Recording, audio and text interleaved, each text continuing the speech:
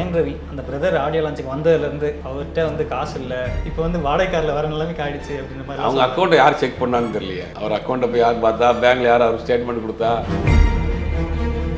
காசு இல்லாமையா இருக்காரு. இது 18 கோடி ரூபா சம்பளம் வாங்குறாரு, 20 கோடி ரூபா சம்பளம் வாங்குறாரு. அடுத்த ஒரு படம் ரிலீஸ் ஆகுது, 2 படம் ரிலீஸ் ஆகுது, பேக் டு பேக் ரிலீஸ் ஆகுது, தயாராக இருக்கு. ஒரு அட்டென்ஷன் கிரியேட் பண்ணுறதுக்காக சிம்பிளாக வரலாங்கிறதுக்காக டாக்ஸியில் வந்திருக்காரு. ரெண்டாவது அவர் இங்கே இல்லை, இப்போ கோவாவையும் சென்னையில் மாறி மாறி இருந்துட்டு இருக்காரு. இந்த நிகழ்ச்சிக்காக இங்கே வந்திருக்காரு. நானும் அவங்கள வந்து ஃபியூச்சரில் வந்து ஒரு ஹீலிங் சென்டர் ஒன்று ஆரம்பித்து எல்லாருக்கும் வந்து உதவ போகிறோம். விரும்மாண்டி படத்தில் சொல்லுவார், நானும் என் மாமா விவசாயம் பண்ண போகிறோம் அப்படிங்கிற மாதிரி. அவரும் அவங்க சேர்ந்து ஏதாவது ஹீலிங் சென்டர் பண்ண போகிறேன் அப்படிங்கிறாரு. கீழே கமெண்ட்ஸ்லாம் போடுவோம், இதெல்லாம் எங்கே போய் முடிய போகுதுன்னு தெரிலங்கிற மாதிரி. அவராக தான் அந்த கணேஷ பேர் கூட அவர் தான் அறிவு பண்ணுறாரு. அது சொல்லியிருக்க வேண்டிய அவசியமே இல்லை. அந்த ப்ரெஸ் மீட் அட்டன் பண்ணியிருக்க வேண்டிய அவசியமே இல்லை. ஒரு பதட்டமான சூழ்நிலை இருக்குது, எங்களை வாழ விடுங்க அப்படிங்கிற மாதிரி நிறைய விஷயங்கள் அவராக தான் சொல்கிறார். பொறுப்பான ஒரு குடும்பத்தை வந்து அப்படி பேசுவோம். நம்ம பசங்க அங்கே இருக்காங்க, தனியாக இருக்காங்க, அதெல்லாம் பற்றி எதுவும் பேசலை. அவங்க மனைவி பற்றி இல்லை, படத்தை பற்றியே பேசலையே. படத்தை பற்றி கூட பேசல. ஆனால் வந்து தேவையில்லாமல் இன்னொரு பாடகி அவங்க பேரை வந்து பர்சனல் விஷயம் அதை பேசாதீங்கன்னு சொல்லிட்டு போயிட்டு படத்தை பற்றி பேசிடலாம். நான் படங்களில் பிஸியாக இருக்கிறேன், அடுத்த படம் பண்ண போகிறேன், இந்த படம் பண்ணுன்னு. இப்போ ஜெயம் ரவியோட கல்யாணத்துக்கு வந்து ஹெல்ப் பண்ணதாக வந்து குஷ்பு அவர்கள் அப்படின்னு சொல்லி நிறைய செய்திகள்லாம் வந்தது. இப்போ அவங்களே வந்து ஒரு ட்வீட் போட்டிருக்காங்க, மனைவி வந்து விட்டு செல்பவன் வந்து நல்ல மனிதனே இல்லை. இந்த கல்யாணத்துக்கு முக்கிய காரணம் வந்து குஷ்பு தான். நம்ம பார்த்து கல்யாணம் பண்ணி வச்ச ஒரு மேரேஜ் இந்த மாதிரி இடையில டிவோர்ஸ் ஆயிடுச்சு அப்படிங்கிற ஒரு கோபம் இருக்கும்ல. 2 தரப்புலையும் பேசிதான் இருந்திருக்காங்க போல. ரீசெண்டாக ஜெயம் ரவி அந்த பிரதர் ஆடியோ லான்ச்சுக்கு வந்ததுலேருந்து திருப்பியும் அவரோட அந்த டைவர்ஸ் பற்றின மேட்டர்லேருந்து நிறைய விஷயங்கள் வெளியே வந்தது. அவர்கிட்ட வந்து காசு இல்லை, வாடகை கார் பிடிச்சி தான் ஆடியோ லான்ச்சுக்கு வராரு அப்படின்ற மாதிரிலாம் நிறைய விஷயங்கள் கிளப்பி விட்டுருக்காங்க. உண்மையால் அது பின்னாடி தகவல்கள் என்ன சார்? காசு இல்லாமையா இருக்காரு. இது 18 கோடி ரூபா சம்பளம் வாங்குறாரு, 20 கோடி ரூபா சம்பளம் வாங்குறாரு. அடுத்த ஒரு படம் ரிலீஸ் ஆகுது, 2 படம் ரிலீஸ் ஆகுது, பேக் டு பேக் ரிலீஸ் ஆகுது, தயாராக இருக்குது. அதெல்லாம் காசு இல்லாமல் வந்தாருங்கள. ஒரு அட்டென்ஷனை கிரியேட் பண்ணுறதுக்காக சிம்பிளாக வரலாங்கிறதுக்காக டாக்ஸியில் வந்திருக்காரு. ரெண்டாவது அவர் இங்கே இல்லை. இப்போ அவர் வந்து கோவாவையும் சென்னையில் மாறி மாறி இருந்துகிட்டு இருக்காரு. இந்த நிகழ்ச்சிக்காக இங்கே வந்திருக்கிறாரு. வந்துட்டு ஹோட்டலில் தான் தங்கியிருக்கிறாரு. அங்கேருந்து தான் இங்கே வந்திருக்கிறாரு.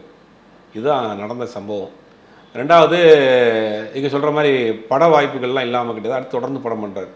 இமீடியட்டாக இந்த படம் 2 படமே ரிலீஸ் ஆகிருக்கு. அடுத்தடுத்து சில ப்ராஜெக்ட்ஸ் பேசிகிட்டு இருக்காங்க. அது ஒரு அட்டென்ஷன் கிரியேட் பண்ணுறதுக்காக சிம்பிளாக வந்திருக்காரு. மற்றபடி அதனால் வேறு ஒன்றும் அதில் விஷயம் இல்லை. ஆனால் இப்போ செய்திகள்லாம் வந்து என்ன வந்தது அப்படின்னா, அவர்கிட்ட வந்து இது வரைக்கும் சம்பாதிச்ச ஒத்த காசு கூட இல்லை. ஏன்னா இது வரைக்கும் அவங்க ஒய்ஃப் தான் இதெல்லாம் ஃபினான்ஸ் எல்லாம் மேனேஜ் பண்ணிட்டு வந்தாங்க. வெளியில் வரும்போது ஒரு பெரிய சண்டைலாம் எதுவும் எடுத்துகிட்டு வரல. இப்போ வந்து வாடகைக்காரில் வர நிலைமைக்கு ஆயிடுச்சு அப்படின்ற மாதிரி. அவங்க அக்கௌண்ட்டை யார் செக் பண்ணான்னு தெரியலையே. அவர் அக்கௌண்ட்டை போய் யார் பார்த்தா, பேங்க்ல யார் அவர் ஸ்டேட்மெண்ட் கொடுத்தா? அப்படி இல்லாமல் இருந்திருப்பார் ஒரு மனிதர். அவரும் மெச்சூர்டான ஒரு நடிகர். உங்களுக்கு பிரச்சனையாகி போகிறப்ப அவர் ஒன்றுமே இல்லாமல் வெறும் பெட்டியோட கோவாவுக்கு வந்து ட்ரெயினில் ஏறி போனார், டிக்கெட் கூட எடுக்க முடியாமல் இருக்கிற கதையெல்லாம் அடிச்சு போட வேண்டியதான். அதெல்லாம் கிடையாது. அவங்களுக்குள்ள ஒரு பிரச்சனையாக இருக்குது, தனியாக இருக்கிறாங்க. இப்போ இவர் தனியாக இருக்கிறாரு, அதில் கொஞ்சம் ஸ்ட்ரெஸ்ஸாக இருக்கிறாரு. அன்றைக்கி பார்த்துருப்பீங்க, அந்த மாதிரி தான் இருந்தார். இங்கே சென்னையில் வந்துட்டு இப்போ அன்றைக்கி வர்றப்போ ஒரு டாக்ஸியில் வந்து இறங்கியிருக்கிறாரு. அந்த மாதிரி சொல்கிற தகவலாம் தவறான தகவல் அது. Okay sir. அதே மாதிரி ஒரு ஸ்க்ரீன்ஷாட் கூட போட்டிருந்தாங்க. இந்த மாதிரி வந்து இந்த இன்ஸ்டாகிராம் அக்கௌண்ட்டை கூட வந்து அவர் ரெக்கவர் பண்ணியிருக்காரு. ஆர்த்தி தான் இவ்வளோ நாள் வந்து அவங்க அக்கௌண்ட்டை பார்த்துக்கிட்டு இருந்தாங்க. பிரதர் பட ப்ரொமோஷனுக்காக கேட்டபோது கூட வந்து அக்கௌண்ட் வந்து அவங்க தரல. அதனால் ஜெயம் ரவியை அந்த ரீசெட் பண்ணியிருக்காரு அப்படின்ற மாதிரிலாம் ஒரு ஸ்க்ரீன்ஷாட் வந்து வைரல் ஆகுது. இல்லை, அவங்களுக்குள்ள முதல்ல அவங்க அட்மினாக இருந்திருக்காங்க. அது வந்து இப்போ வந்து இவரே ஹேண்டில் பண்ணுறாரு போல். மற்றபடி ஒரு பிரச்சனையாகி பிரிஞ்சு இருக்கிறப்ப இதில் ஒரு பெரிய விஷயம் கண்டுபிடிக்கிறது ஒன்றும் விஷயம் கிடையாது. கேட்டால் அவர்கிட்ட சொல்லிட்டு போகிறாரு. 2 பேரும் பிரச்சனையாகிடுச்சு, அவங்க டிவோர்ஸ் பண்ணிட்டார். அவர் கோர்ட்டில் இருக்குது, அவங்க வரணுன்ட்டு இருக்காங்க, பிரச்சனையாகிட்டு இருக்கப்ப இதுக்கு அவங்க அந்த இதை ஹேண்டில் பண்ணணும் அப்படின்னு இவரே ஹேண்டில் பண்ணிட்டு இருக்காரு. இது தப்பு கிடையாது. சரியாக அவரே ஓப்பனாக சொல்கிற விஷயம் தானே, அது மறைமுகமாக சொல்கிறதுக்கு விஷயம் இல்லையே. Okay sir. அதே மாதிரி வெளியில் அந்த ஆடியோ லான்ச் முடிஞ்சு வெளியே வரும்போது நடந்த அந்த ப்ரெஸ் மீட்டில் கூட வந்து எனக்கும் கனிஷாக்கும் இருக்கிற உறவு வந்து ஒரு ஃப்ரெண்டு மாதிரி, அவங்க பேர் எதுக்கு இதில் இழுத்து விடுறீங்க, நானும் அவங்கள வந்து ஃப்யூச்சரில் வந்து ஒரு ஹீலிங் சென்டர் ஒன்று ஆரம்பித்து எல்லாருக்கும் வந்து உதவ போகிறோம் அப்படின்னு சொல்கிறாங்க. இதை சொன்னதுலேருந்தே வந்து நிறைய பேர் வந்து ட்ரெண்ட் பண்ண ஆரம்பிச்சிட்டாங்க. ஒரு சில பேர் வந்து மீமாக கூட போட ஆரம்பிச்சிட்டாங்க. இல்லை, இது வந்து அவர்கிட்ட அதை பற்றி கேட்கவே இல்லை.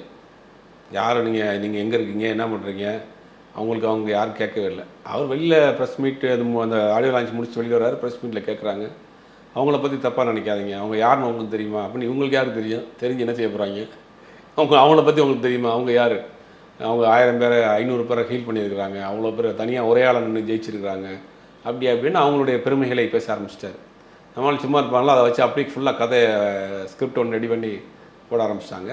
அவராக தான் அந்த கணேஷ பேர் கூட அவர் தான் அறிவு பண்ணுறாரு. அது சொல்லியிருக்க வேண்டிய அவசியமே இல்லை.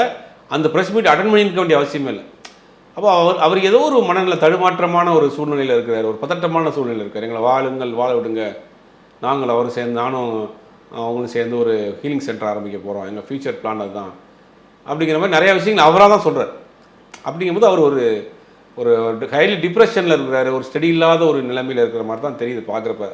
உண்மையிலேயே ஒரு ஜெயம் ரவி 20-22 வருஷமாக தமிழ் சினிமாவில் இருக்கிறாரு. எந்த விதமான கிசுகிசுக்கோ பிரச்சனைக்கோ சர்ச்சைக்கோ ஆளாகாத ஒரு நடிகர். இன்றைக்கி அந்த மாதிரியான ஒரு நிலைமையில் இருக்கிறப்ப ஜெயம் ரவி ரசிகர்கள் மட்டும் கிடையாது, பொதுவாக பார்க்குற எல்லாருக்குமே கொஞ்சம் வருத்தமாக தான் இருந்துச்சு. ஏன்னா இப்படி ஆகிட்டார், இப்படி பேசுகிறாரு அப்படிங்கிற மாதிரி. அவராக தான் எல்லா விஷயத்துக்கும் பேசினார், அவராக தான் கண்டென்ட் கொடுத்தார். இதுலேருந்து தெரியுது அவங்க ஒரு நல்ல ஒரு ஃப்ரெண்ட்ஷிப்பில் இருக்கிறாங்க, ஃப்யூச்சரில் அவங்க பண்ண போகிறாங்க. விரும்மாண்டி படத்தை சொல்வார், நானும் என் மாமா விவசாயம் பண்ண போகிறோம் அப்படிங்கிற மாதிரி. அவரும் அவங்க சேர்ந்து ஏதாவது ஹீலிங் சென்டர் பண்ண போகிறேன் அப்படிங்கிறாரு.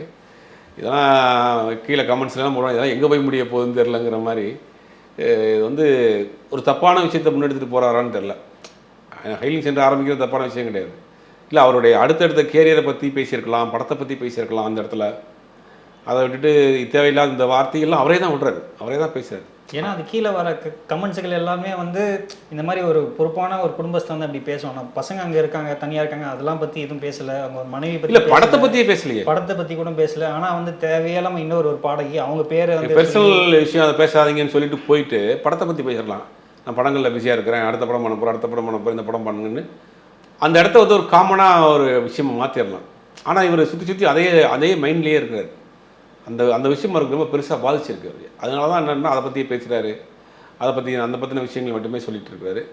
நல்ல ஒரு நடிகர், ஒரு பெரிய இடத்துக்கு வர வேண்டியவர் இது மாதிரியான ஒரு சிக்கலில் மாட்டிருக்கிற மாதிரி தான் தெரியுது.